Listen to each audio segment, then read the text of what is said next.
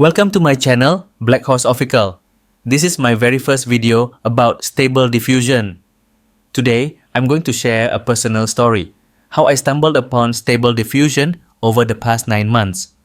To be honest, I'm a total newbie in this space, but I still want to share my thoughts and journey with you. Let's skip the long introductions and dive right into what I want to share. This video isn't meant to teach you the basics nor any advanced knowledge of Stable Diffusion. There are plenty of guides online for that. Just Google it. Trust me, Google is your best friend. So, let's rewind to sometime last year, probably spring 2024. I had just graduated with an associate degree and was hunting for a job. But here's the harsh truth. I failed to find one in my field. Like those computer major people who could not apply to McDonald's, I was in the same situation. Be honest, it's already 2025 and I'm still not working in my major. Anyway, feeling down, I was killing time reading a manhwa on some random website in incognito mode. Then, bam, a pop-up ad appeared featuring some very spicy NSFW artwork. Out of curiosity, or maybe by accident, haha, I clicked on it and landed on a site I can't even remember now. But those NSFW images, wow, they were insanely good. On fire. And here's where the story truly begins. I noticed something strange about those artworks. They looked perfect in general, but having some odd details that artists won't make. That got me thinking, what tool or application created these?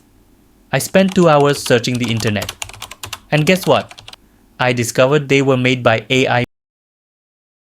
My first instinct? I went straight to Copilot and ChatGPT to see if they could generate images. Y'all know clearly ChatGPT refused. It said something about explicit content and uncertainty. Lame. So I googled where to generate XX content yourself. And that's when I found Stable Diffusion. So what is Stable Diffusion? Well, just Google it. I love anime and those relate content, and I'm not a fan of realism artwork, so this video mainly focused on anime generative AI using Stable Diffusion. For those who are curious, I've put useful links in the video description about Stable Diffusion, its creators, Stability AI, how it works, and some handy extensions, checkpoints, LoRAs, and more. Feel free to check them out when you have time, and I know you will. Now back to my journey.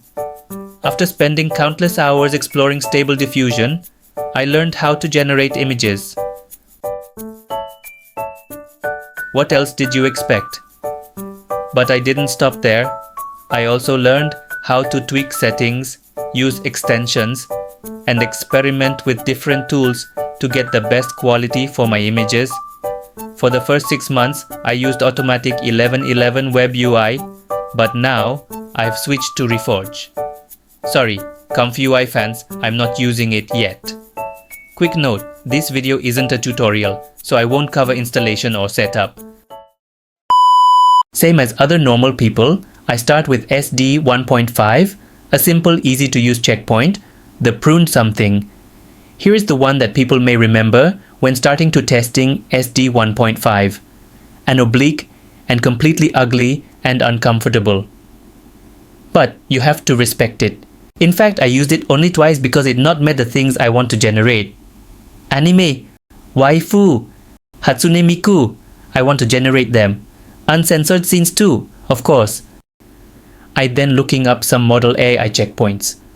I'm not a nerd that using Hugging Face to download checkpoints and LoRAs. So, well, CivitAI is the website I use. If you know, you know. CivitAI had everything I needed to create my dream waifus using AI. This website has a lot of chaotic content, but at the same time, it offers a wealth of generative AI results and information across a variety of niches, including some unconventional ones. It also provides valuable resources and writing guides from enthusiasts passionate about generative AI. Back to my anime generative AI journey. For Stable Diffusion 1.5, I use Mix, Cetus Mix, and counterfeit checkpoints. If you have a decent GPU, Capable of running SDXL, I recommend Illustrious or Animagine checkpoints for anime content and illustration. If you're into furry or anthropomorphic art, Pony Diffusion is another great choice. When I first started generating anime results, I was ambitious. Initially, I felt satisfied, but that quickly turned to dissatisfaction as I realized I could achieve better outcomes.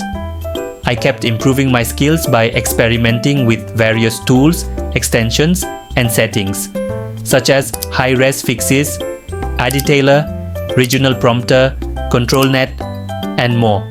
Learning all these tools is not for the faint of heart. I spent a lot of time reading documentation about Stable Diffusion, watching YouTube tutorials, and engaging with communities on GitHub, Reddit, and Discord to learn from others. Thanks to Stable Diffusion, I was able to connect with people online. Before this, I had less than 100 hours of online conversations in my entire life, not counting family or school. Honestly, I still don't fully understand how Stable Diffusion works. Most of the technical documents I read vanish from my memory as soon as I stop reading, so apologies if I disappoint anyone. But I did remember something practical: how to prompt. Yes, prompting, the input you provide to the model to generate your image. Following some good prompting practices like adding quality text, being specific, and including details like background, human anatomy, actions, and expressions has helped me create higher quality images. Additionally, understanding the language models that the AI was trained on makes a difference. For example, most anime checkpoints are trained on Damburu or Gelburu text, so referring to this text can help people craft better prompts for anime generative AI. I don't have a machine learning background. I'm just someone with basic Python and C coding knowledge. The knowledge I've gained is fragmented and self-taught, but it's useful to me in its own way. To be honest, the only thing I've done really well is copying others. I look at images I like on CivitAI, read the prompts, copy them, and tweak them. I stalk accounts, examine their prompts, and borrow them, adjusting as needed.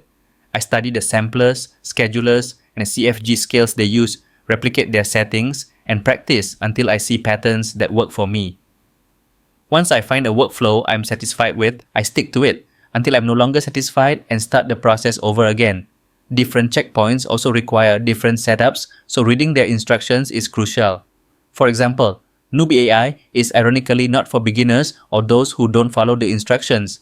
You need to understand some basic calculus, follow the guidelines, look into artist styles and combo tags, and use extensions like Mahiro CFG, PAG, SEG, or WSG. Using this model reminds me how much of a beginner I still am in this field.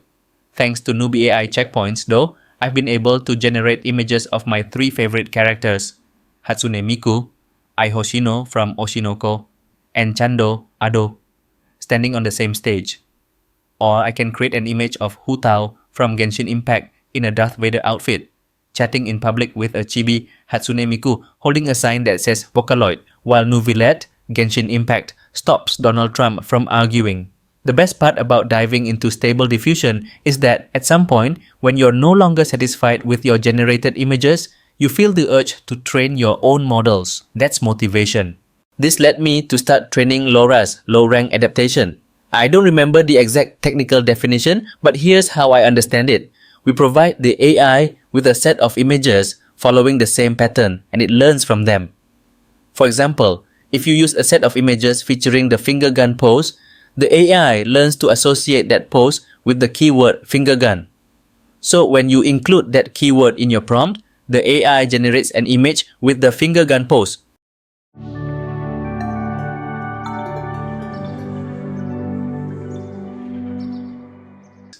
I learned how to create LoRAs by reading documents, following general tips, and experimenting with settings. The general advice was helpful, but I had to figure out the best approach that worked for me through trial and error. If I couldn't solve an issue with my dataset, I'd simply stop and move on. If you check my LoRAs on CivitAI, you'll see that many of them are overfitted or underfitted. I don't always know how to improve them. And honestly, I'm too lazy to figure it out, so I just leave them as they are. keep training and training more LoRAs. My mind changed a lot. I'm insane. I can't stop searching for datasets of strange memes or bizarre scenarios I didn't even know existed, and I use them to train LoRAs. Here are some weird examples of images I recently generated using the Illustrious model, the WAI NSFW Illustrious SDXL checkpoint. And that's my journey into the open source generative AI community. English isn't my first language, and I don't have a machine learning background, so apologies if I've missed any technical terms. If you found this video interesting, feel free to comment below with suggestions for my next video or ideas to improve my content. Thanks for watching, and I'll see you in the next video.